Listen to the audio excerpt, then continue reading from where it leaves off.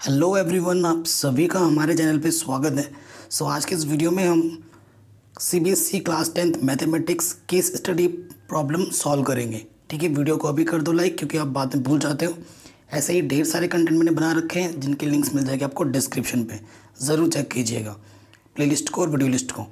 ठीक है, देखो सीबीएसई ने पैटर्न चेंज किया है तो इस केस स्टडी प्रॉब्लम को इंक्लूड किया है, और इनकी प्रिपरेशन अगर हम अभी से नहीं करेंगे तो एग्ज़ाम में जाके अटक सकते हैं। ठीक है, और ये जो सैम्पल पेपर है वो ओसवाल बुक वालों का है, बहुत ही मस्त सैम्पल पेपर है। आप अपनी प्रिपरेशन को अच्छे करने के लिए ज़रूर बाय कीजिए, लिंक मिल जाएगी आपको डिस्क्रिप्शन पे। क्वेश्चन 1, ठीक है, केस स्टडी बेस्ड क्वेश्चन का क्वेश्चन 1 क्या बोल रहे हैं। इन अ रूम, एक रूम है, 4 friends are seated at the point A B C D. एक रूम है जिसमें 4 दोस्त ए बी सी डी बैठे हुए हैं, जो कि आपको फिगर में दिख रहा है। Rita Mita walk in to the room and after observing for a few minutes Rita asks to Mita. ठीक है, कि 4 दोस्त बैठे हैं और उसके अंदर घुस जाते हैं 2 दोस्त रीता और मीता, और रीता और मीता कुछ ऑब्जर्व करते हैं और फिर बोलते हैं आस्क मीता। ठीक है, तो मीता क्या बोलती है, what is the point of A. तो ये जो रूम है ना, ये कोऑर्डिनेट ज्योमेट्री बन जाएगा अभी। ठीक है, मैं आपको सारा कुछ प्रॉपर एक्सप्लेन के साथ बताऊंगा, कोई शॉर्ट ट्रिक नहीं। ठीक है, पूरा फुल एक्सप्लेनेशन दूंगा। अब ये जो रूम है, ये यहाँ पर रूम है ना, ये हमारा रूम है पूरा। सो इधर आपको कोऑर्डिनेट ज्योमेट्री में एक्स कोऑर्डिनेट बोलते हैं इसको। इधर एक्स की वैल्यू नेगेटिव में होती है, ये वाई एक्सिस है, इधर वाई, ऊपर वाई की वैल्यू पॉजिटिव होती है, नीचे वाई की वैल्यू नेगेटिव होती है। और ये हमारा क्या होता है, ओरिजिन का पॉइंट क्या होता है, 0,0। एक्स पे भी 0, वाई पे भी 0। ठीक है, सो इस क्वेश्चन में अगर आपको इधर इसको बढ़ा दिया जाए, इसको नीचे बढ़ा दो, तो ये मेरा एक्स है, ये मेरा एक्स डैश है, नीचे मेरा वाई डैश है और ऊपर मेरा वाई है। ठीक है, तो सबसे पहला क्वेश्चन हमसे क्या पूछ रहा है, what is the position of A. A कहाँ है, देखो ये, तो देखो ये एक्स में कितना ट्रैवल किया, ए पोजीशन क्या बताती है कि इस पॉइंट ने एक्स डायरेक्शन में कितना ट्रैवल किया और वाई डायरेक्शन में कितना ट्रैवल किया। क्योंकि इधर ट्रैवल कर रही है तो एक्स की वैल्यू पॉजिटिवली जाएगी, ऊपर ट्रैवल कर रही है तो वाई की वैल्यू भी पॉजिटिवली जाएगी। सो एक्स में कितना ट्रैवल कर रहा है, 3, और वाई में कितना ट्रैवल कर रहा है, 1 2 3 4। तो ऑप्शन कौन सा करेक्ट होगा, 3,4, यानी कि जो थर्ड ऑप्शन है वो क्या हो जाएगा, करेक्ट। बहुत आसान है, करने की भी ज़रूरत नहीं है, सीधा एक्स पे 3 वाई पे 4, आंसर इज़ 3,4। ठीक है, आपको बस सही ऑप्शन पर टिक करना है, पूरा सोल्यूशन करके नहीं दिखाना है एग्जाम में। नेक्स्ट क्वेश्चन क्या बोल रहा है, what is the middle point of B and C. B और सी के मिडिल पॉइंट आपको बताने हैं, तो मिडिल पॉइंट आपको निकालना है तो पहले बी के पॉइंट पता करने पड़ेंगे। ठीक है, सेकेंड ऑप्शन पे आ जा रहे हैं हम। देखो बी पॉइंट क्या होगा, एक्स कितना है वाई कितना आपको देखना पड़ेगा, और आपको सी पॉइंट पे निकालना है, एक्स कितना है वाई कितना है आपको देखना पड़ेगा, है ना। ठीक है, सो देखो पहले बी पॉइंट की बात करते हैं। ये बी पॉइंट है, नीचे आ जाओ, तो एक्स पे कितना ट्रैवल किया इसने, 6, और ऊपर चले जाओ इधर, और वाई पे कितना ट्रैवल किया, 7। तो एक्स पे इतना ट्रैवल किया 6 और वाई पे ट्रैवल किया इसने 7, तो 6,7 है बी पॉइंट। सी पॉइंट कितना है, देखो एक्स पर ट्रैवल किया 9 और वाई पर ट्रैवल किया इसने क्या, 4, तो 9,4। ठीक है, तो इसे आप x1 बोलेंगे, इसे y1, ये आपका x2, ये आपका y2। आपको क्या निकालना है, mid point of B C. Mid point B C का x कोऑर्डिनेट और y कोऑर्डिनेट आपको निकालना है, तो फॉर्मूला क्या होता है, x1 + x2/2, y1 + y2/2, यही तो फॉर्मूला होता है। कुछ गलत बोल लिख रहा हूँ क्या, नहीं।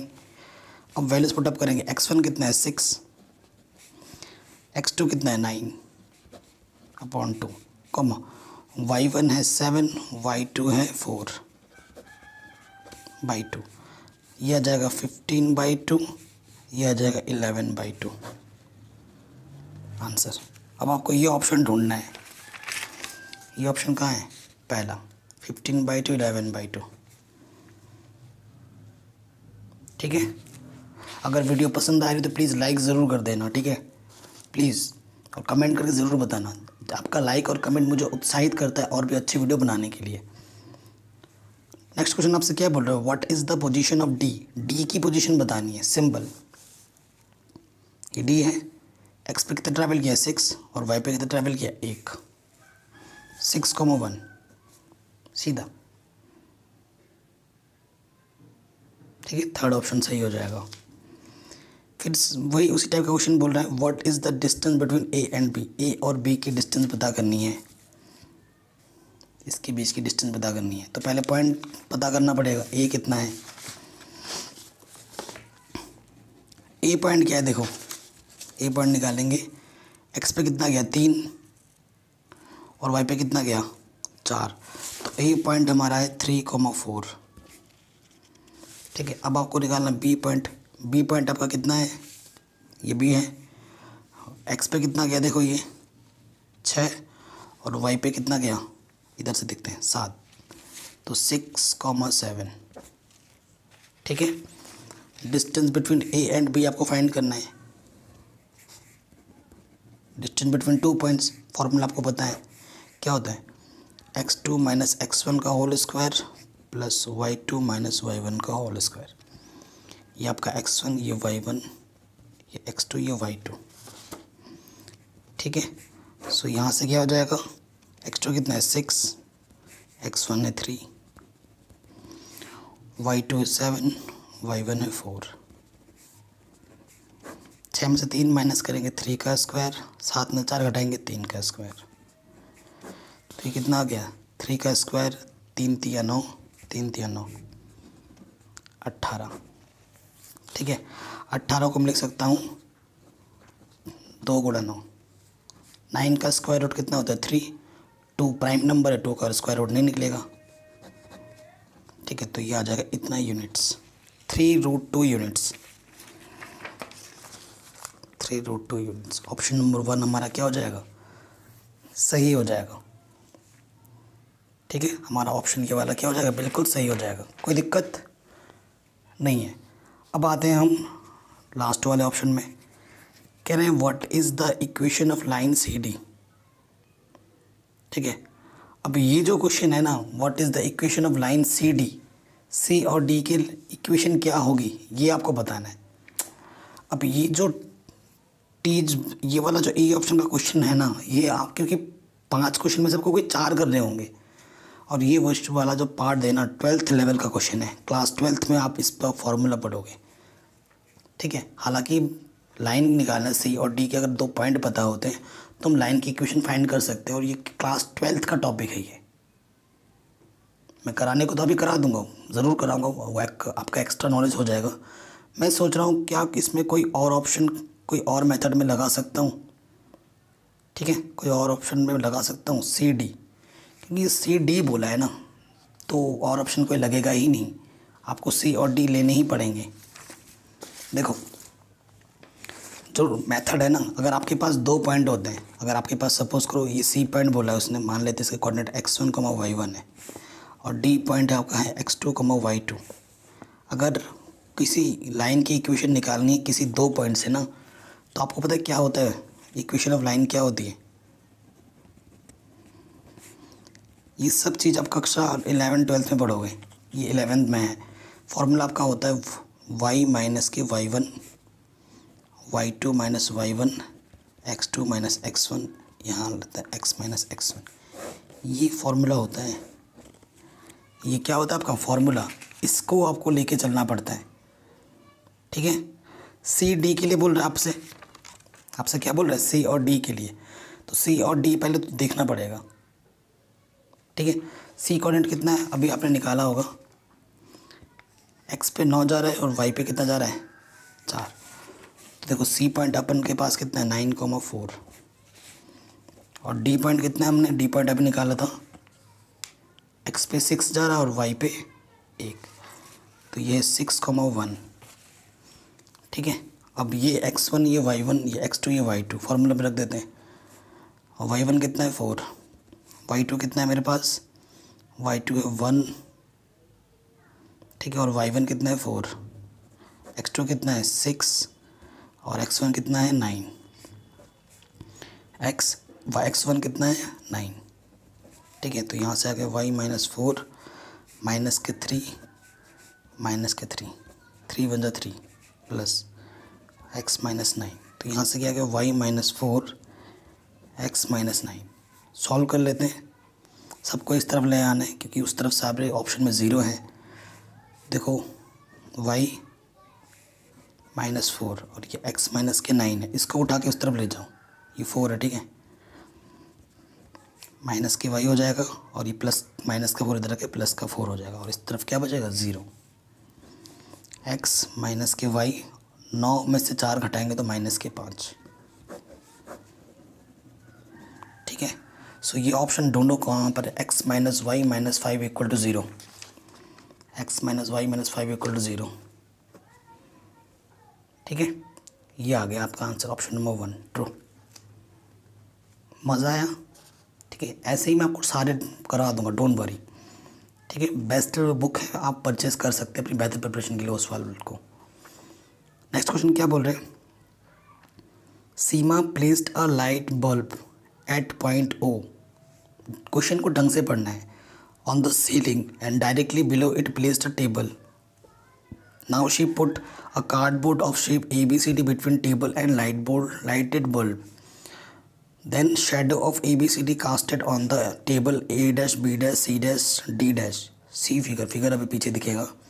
कह रहे quadrilateral A dash B dash C dash in an enlargement of ABCD with scale factor 1:2। मतलब ये जो क्वाड्रिलेटरल है ना A dash B dash C dash, ये इसी का एक पार्ट है, मतलब उसी टाइप का ही है। और किस रेशियो में है, 1:2 में है। हमें AB BC CD AD angle ABC सब दे रखा है। ठीक है, सो आपसे ये फिगर है हमारा, ये हमारा फिगर है। ठीक है, फिगर को अच्छे से ऑब्जर्व करना, फिगर बहुत ज़रूरी है। क्वेश्चन को पढ़ना बहुत ज़रूरी है, पढ़ के अगर आपने समझ लिया ना तभी आप कर पाओगे, नहीं तो नहीं हो पाएगा। अब ये क्वेश्चन हो गया, अब इसमें से आपसे क्वेश्चन पूछ रहा है, कह रहे हैं कि what is the measurement of angle A dash. अब देखो क्वेश्चन अगर आपने ढंग से पढ़ा है तो ये आप आराम से कर देंगे। क्यों, क्वेश्चन के स्टार्टिंग में ही बोला था कि जो क्वाड्रेटल ABCD है उसी का ही एक पार्ट है, उसी का ही एक प्रतिछाया बन रही है नीचे A dash B dash C dash, और वो उसी रेशियो में भी दे रखा है।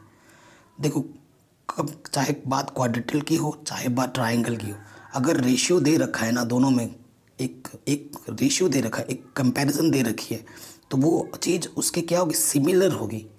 ये जो क्वाड्रेटल है इस क्वाड्रेटल के सिमिलर है, यानी कि जब चीज़ें सिमिलर हो जाती है ना तो कॉरस्पॉन्डिंग साइड का रेशियो इक्वल होता है, कॉरस्पॉन्डिंग एंगल्स भी इक्वल होते हैं। ठीक है, हमसे A डैश पूछा है, यहाँ A डैश कितना है भाई। अच्छा, तो आपका रीज़न क्या होगा, कुछ क्वेश्चन में आपको रीज़न नहीं देना है, आपको तो डायरेक्ट आंसर लिखना, टिक मारना है, टिक मार के आंसर लिखना है, रीज़न नहीं देना है एग्ज़ाम में। ठीक है, सो नॉलेज इस ज़्यादा ज़रूरी होता है आपका कि आपका कॉन्सेप्ट कितना स्ट्रॉन्ग है। अभी आप जान पा रहे हैं कि जो ABC क्वाड्रेटल है वो A dash B dash C dash के D डैश के क्या है, सिमिलर है। क्वेश्चन में ही दे रखा है क्योंकि रेशियो के बाद ये बात हो रही थी वहाँ पर, उसी का ही एक पार्ट है ये। तो यहाँ पर A वाला क्वाड्रेटल इसका सिमिलर है, तो इसका जो कॉरस्पॉन्डिंग एंगल होगा वो आपस में इक्वल होगा। यहाँ A एंगल कितना बोला है क्वेश्चन में, A एंगल आपका 105 है, तो A डैश एंगल भी आपका कितना होगा 105। ठीक है, 105 होगा, कोई दिक्कत नहीं होगी। ठीक है, अब आपसे क्वेश्चन में क्या बोल रहा है, what is the length of A dash B dash. A dash B dash की लेंथ क्या होगी, ये क्वेश्चन में पूछ रहा है। बहुत ही शानदार और इजी क्वेश्चन है। अभी क्वेश्चन में क्या बोला था हमें क्या दिया था, देखो स्केल फैक्टर आपको गिवन था क्वेश्चन में, स्केल फैक्टर गिवन था ना आपको क्वेश्चन में, कितना गिवन था 1:2। ठीक है, यानी कि सिंस कॉरस्पॉन्डिंग, देखो ये जो क्वाड्रेटल है वो इसके सिमिलर है। ठीक है, जो यहाँ A dash B dash C dash D dash है, यहाँ A B C D है, हमें क्या दे रखा है क्वेश्चन में। ठीक है, तो क्वेश्चन पढ़ने में थोड़ी सी भूल हुई थी। देखो A dash B dash C dash इसका इनलार्जमेंट है, enlargement of A B C D, यानी कि A B upon A dash B dash, ये हमें दे रखा है 1:2। तो अगर क्रॉस मल्टीप्लाई करेंगे ए डैश बी डैश क्या जाएगा, ट्वाइस ए बी। ठीक है, तो उसकी मदद से हमारा क्वेश्चन हुआ है। तो ए डैश बी डैश आपको निकालना है, ट्वाइस ए बी कितना दे रखा है 1.5, तो आंसर क्या आ जाएगा 1.5 दूनी 3 सेंटीमीटर। क्लियर, आराम से हो गया। चलिए आगे बढ़ते हैं नेक्स्ट क्वेश्चन में। सो क्वेश्चन हमसे क्या बोल रहे हैं, कह रहे what is the sum of angle of quadrilateral A dash B dash C dash. ये तो हर एक बच्चे को पता होगा, क्लास 5th का भी बच्चा उठा के लाऊंगा वो भी बता देगा। क्वाड्रिलेटरल में 4 साइड है, तो 4 एंगल का जो एंगल रेशियो का क्या होता है 360 होता है। चारों कोणों का मान कितना होता है 360। आराम से हो गया। अब इस क्वेश्चन में आ जाओ, मस्त क्वेश्चन है। ठीक है, कोई 4 पार्ट करने होते हैं आपको, 5 पार्ट दिए होंगे, कोई 4 करना है। ठीक है, कह रहे what is the ratio side of A dash B dash and A dash D dash. देखो आपने अभी just A dash B dash निकाला था, कितना निकाला था 3 सेंटीमीटर। अब आपको क्या फाइंड करना है ए डैश डी डैश। तो ए डैश डी डैश क्या होगा ट्वाइस ऑफ ए डी। ठीक है, क्वेश्चन में ए डी कितना दे रखा था, ए डी कितना दे रखा था, ए डी 2.1। ठीक है, तो 2.1 रख देंगे, 2.1 यानी कि 4.2 हो जाएगा सेंटीमीटर। ठीक है, आपको रेशियो फाइंड करना ना, और रेशियो आपको ए dash B dash upon A dash D dash निकालना है ना। रेशियो का मतलब डिवाइड होता है, यहाँ पे 3, यहाँ पे 4.2, पॉइंट हटाओगे 1 डिजिट है 0 बढ़ जाएगा, काटो कितनी बढ़ जाएगा 6 पंजे 30, 6 सत्ते 42, तो 5/7 यानी कि 5:7। ठीक है, सो आंसर क्या जाएगा 5:7। हाँ 5:7 पहला वाला आंसर बिल्कुल सही हो जाएगा। ठीक है, कोई दिक्कत है यहाँ तक नहीं होनी चाहिए। आगे बढ़ते हैं नेक्स्ट क्वेश्चन में। नेक्स्ट क्वेश्चन बोलो, नेक्स्ट पार्ट में कह रहे हैं what is the sum of angles C dash and D dash. तो कॉरस्पॉन्डिंग एंगल देख लेते हैं। सी देखो ए बी सी है, तो जो सी होगा वही सी डैश होगा, जो डी होगा वही डी डैश होगा। ठीक है, सो इन दोनों एंगलों को फाइंड करो, एडिशन हो गया तो फिर बाद में जोड़ दो। सी डैश किसके इक्वल होगा सी के, एंड डी डैश किसके इक्वल होगा डी के। क्लियर, इसमें कोई तो दिक्कत नहीं है। तो सी डैश हमारा 70 है, तो सी हमारा 70 है, तो सी डैश 70 हो जाएगा। और क्वेश्चन में डी कितना बोल रहा है 85 है ना, तो डी हमारा 85 है, तो डी डैश भी 85 हो जाएगा। देखो सी हमारा ये क्या है 70 और डी हमारा क्या है 85। अब इन दोनों को जोड़ देना है, क्वेश्चन में बोल रहा है इनका एडिशन चाहिए। 70 70 140 और 15 155, तो 155 आ जाएगा आंसर। ठीक है, सो आंसर क्या हो जाएगा 155। क्लियर, अब आते हैं हमारे नेक्स्ट क्वेश्चन में। ज़बरदस्त क्वेश्चन है। नेक्स्ट क्वेश्चन क्या बोल रहा है कि स्टडी बेस्ड टाइप का थर्ड क्वेश्चन है। कह रहे an electrician has to repair an electric fault on the pole of height 5 cm. She needs to reach a point 1.3 meter below the top of the pole to undertake the repair work. See figure. ठीक है, ये देखो ये तार वार जा रही हैं, ये हमारा जा रहा है ऊपर, ये सीढ़ी लगी पड़ी है, तो इसको पहले यहाँ चढ़ना होगा, फिर ये पूरा खंभा है। ठीक है, कह रहे हैं एक इलेक्ट्रिशियन जो लड़की है, एक electrician has to repair an electric fault on the pole of height 5 centimeter. जो पोल है उसकी हाइट कितनी है 5 सेंटीमीटर है। She needs to reach a point 1.3 meter below the top. ठीक है, देखो क्वेश्चन में थोड़ा सा मिस्टेक है यहाँ पर 5 सेंटीमीटर नहीं होगा, यहाँ पर 5 मीटर होगा, और ये ठीक है। सो कह रहे हैं कि ये जो टोटल जो हमारा पोल है वो कितना है 5 मीटर का है, और ये जो इतना पार्ट है ना ए बी पोल से जो ऊपर वाली हाइट है वो कितना 1.3 मीटर है। ठीक है, तो हमसे बोल रहे हैं कि बिलो वाला पार्ट कितना होगा। वो हमसे पहले वाले क्वेश्चन में पूछ रहा है what is the length of B D की लेंथ कितनी होगी। ठीक है, तो देखो बी डी की लेंथ निकालना बड़ा ही आसान है। क्या करेंगे बी डी की लेंथ निकालने के लिए? जो बी डी होगा ना वो A D minus A B होगा। सो ए डी हमारे पास कितना है 5 मीटर, और उसमें से हमें कितना माइनस करना है? 5 मीटर को लिख सकता हूँ मैं ऐसे 5.0 मीटर को माइनस करना है। ए बी कितना है 1.3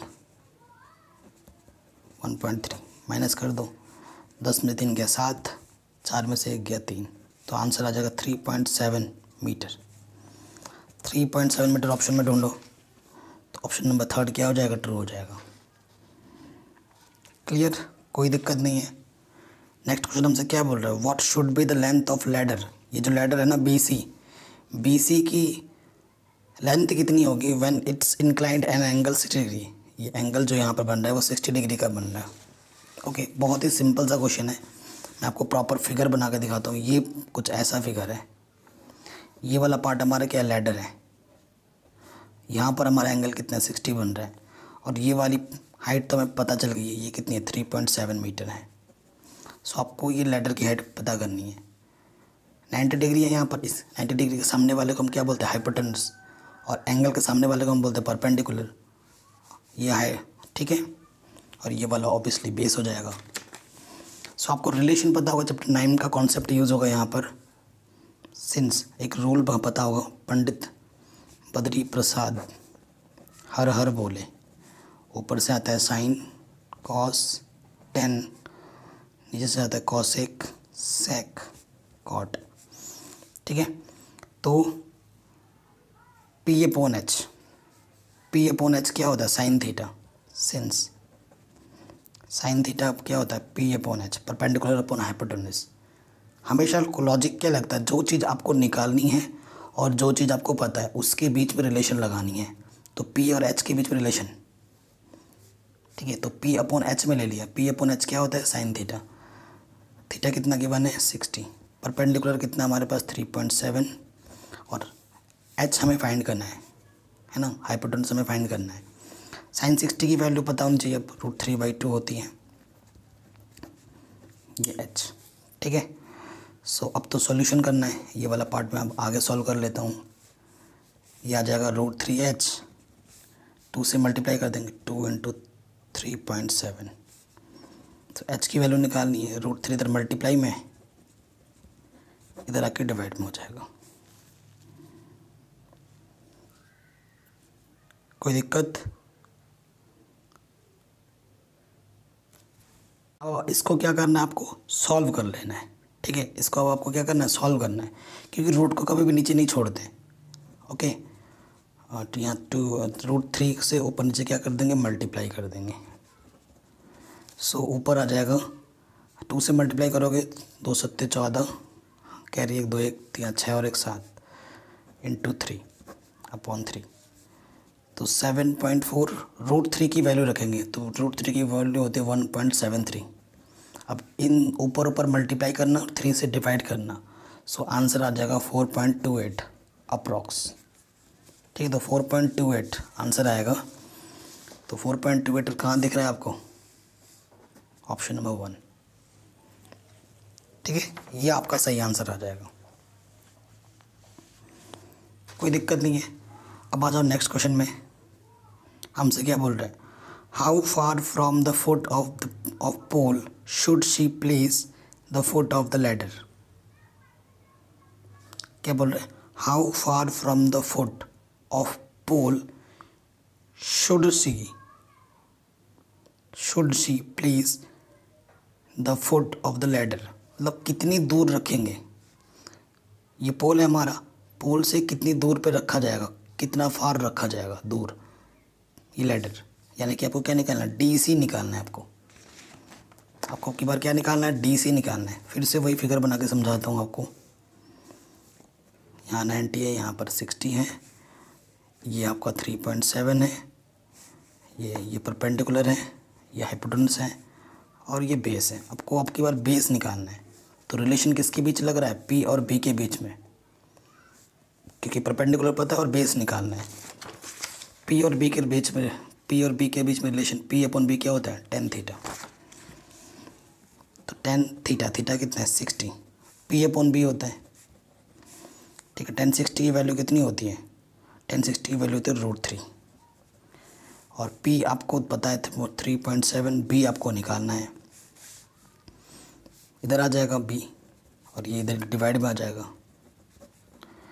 √3 कभी नीचे नहीं छोड़ते तो √3 से ऊपर नीचे क्या करना पड़ेगा? मल्टीप्लाई। 3.7 √3 into √3 only 3। 3.7 √3 की वैल्यू होती है 1.73 अप्रॉक्स। अब इसकी गुणा करनी है और 3 से फिर क्या कर देना? मल्टीप्लाई। तो जब इसको आप सॉल्व करोगे तो आपको मिलेगा 2.14 अप्रॉक्स।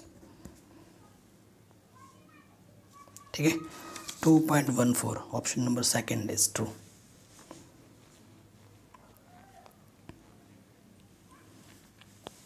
ठीक है, ये हो गया आराम से, ये क्वेश्चन भी हो गया। चलिए आगे बढ़ते हैं नेक्स्ट क्वेश्चन में। नेक्स्ट क्वेश्चन हमसे क्या बोल रहा है? If the horizontal angle is change to 30 degree, ये जो हॉरिजॉन्टल 60 है वो अगर उसको चेंज कर दे 30 में, then what should be the length of the ladder. फिर लैडर की लेंथ क्या होगी, फिर BC कितना होगा वो आपको बताना है। ओके, फिर से मैं फिगर बनाता हूँ। अब की बार 60 से इसको चेंज करके 30 कर दिया गया है। ठीक है, तो लैडर की लेंथ बतानी है। ये तो 3.7 ही है। ठीक है, लैडर की लेंथ मतलब ये हाइपोटेनस आपको निकालना है और एंगल के सामने वाला परपेंडिकुलर होता है। P/H साइन थीटा है ना। साइन थीटा आपकी बार कितना है? थीटा 30 है। ठीक है, रिलेशन साइन का मतलब परपेंडिकुलर पर हाइपोटेनस। साइन 30 की वैल्यू 1/2, परपेंडिकुलर कितना है? 3.7, हाइपोटेनस आपको निकालनी है। H1 जा H, इसकी मल्टीप्लाई इसके साथ 3.7 इंटू 2 तो कितना जाएगा? 7.4 मीटर। 7.4 मीटर, यानी कि ऑप्शन नंबर 1 ट्रू हो जाएगा। ठीक है, ऑप्शन नंबर 1 क्या हो गया? ट्रू। अब आ जाओ क्वेश्चन नंबर नेक्स्ट में।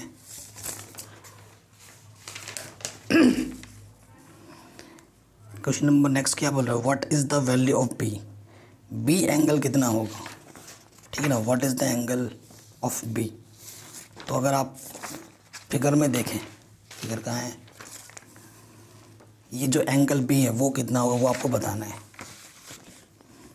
देखो यहाँ पर आपको 60 दे रखा है, ये बोला नहीं था लेकिन आपको ये पता है परपेंडिकुलर होता है ये चीज़ 90 है।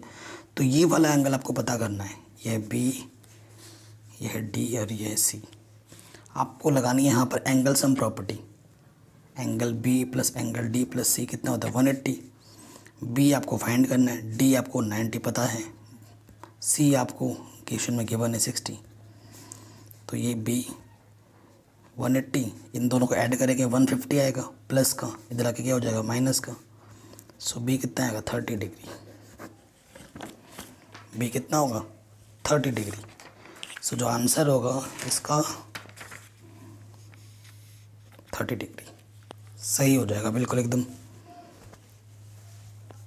ठीक है, तो ये क्वेश्चन भी हमारा आराम से बन गया। नेक्स्ट केस स्टडी वाला प्रॉब्लम है ज़बरदस्त।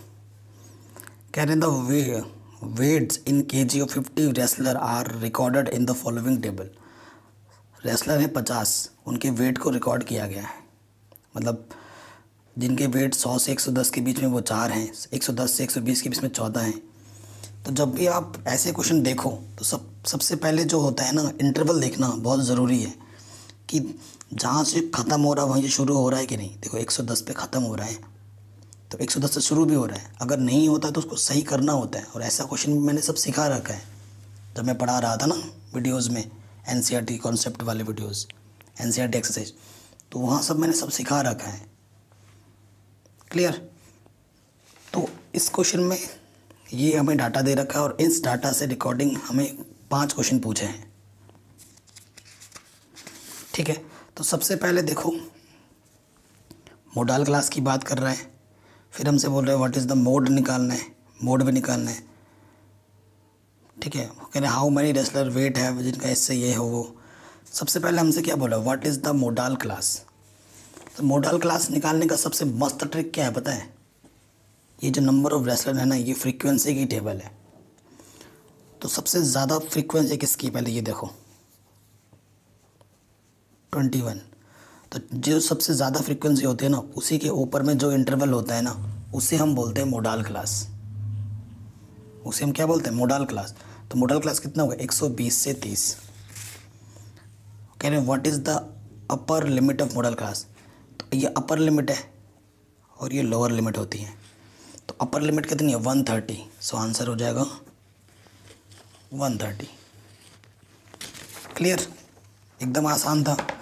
फिर हमसे पूछ रहा है what is the mode of the given data. अब आपको मोड निकालना है, ठीक है। व्हाट इज़ मोड निकालना है इस क्वेश्चन में। सो मोड कितना होगा वो आपको से क्वेश्चन में पूछ रहा है, ठीक है। सबसे ज़्यादा, मोड का मतलब होता है वो सबसे ज़्यादा। तो मोड इस क्वेश्चन का आएगा 21। तो नेक्स्ट क्वेश्चन हमसे पूछ रहा है मोड, इस डाटा का मोड कितना हो। मोड का मतलब जो सबसे ज़्यादा, यानी कि 21, ठीक है। तो हाँ, राइट आंसर क्या हो जाएगा? 21।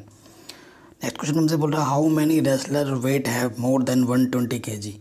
120 से ज़्यादा जिनके वेट होंगे वो आपको बताने के कितने हैं। 120 से ज़्यादा, तो 120 से ज़्यादा यानी कि 120 से 30 बोला है, तो 120 से ज़्यादा कैटेगरी में ये सब आते हैं। तो 21, इसका आंसर क्या होगा? 21 + 8 + 3, इन तीनों को जोड़ दो, सो आंसर आ जाएगा 32। क्योंकि इनका बेस 120 से 30, इनका वेट 130 से 140 और इनका वेट 140 से 50, तो 120 से ज़्यादा ही हैं। इन तीनों को जोड़ देंगे तो 32 लोग ऐसे हैं जिनका वेट 120 से ज़्यादा है।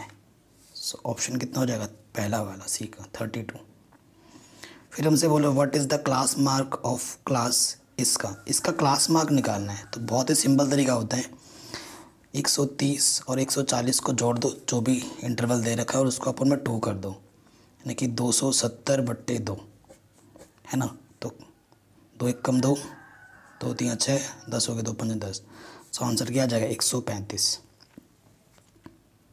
ठीक है। नेक्स्ट क्वेश्चन में हमने बोला which method is more suitable to find the mean of the above data. Above data का मीन पता करने के लिए सबसे बेहतरीन मेथड कौन सा है? सो आप क्या लिखेंगे? Step deviation method. Step deviation method क्यों? क्योंकि इस पे थोड़ा ना क्लास इंटरवल है ना, CI थोड़े ज़्यादा हैं, इसलिए हम वो मेथड यूज़ करेंगे। उससे कैलकुलेशन थोड़ी आसान हो जाती है। अगर मेरा पर्सनल फेवरेट है तो वो मेरा फिर पर्सनल फेवरेट तो डायरेक्ट मेथड होता है हमेशा। लेकिन अकॉर्डिंग टू क्वेश्चन हम अगर हमसे बोल रहा है कि कौन सा सूटेबल मेथड होना चाहिए, सो देखो यहाँ पर क्लास इंटरवल थोड़े ज़्यादा दिख रहे हैं ना आपको, 100, 150, है ना, ऐसा दिख रहा है। तो हम क्या करेंगे? Step deviation method. अगर फ्रीक्वेंसीज भी ज़्यादा होती, वो दोनों ज़्यादा होते, तो हम क्या बोलते हैं? अज्यूम्ड मीन मेथड, ठीक है। और अगर दोनों छोटे होते हैं तो हम लिखते हैं डायरेक्ट मेथड।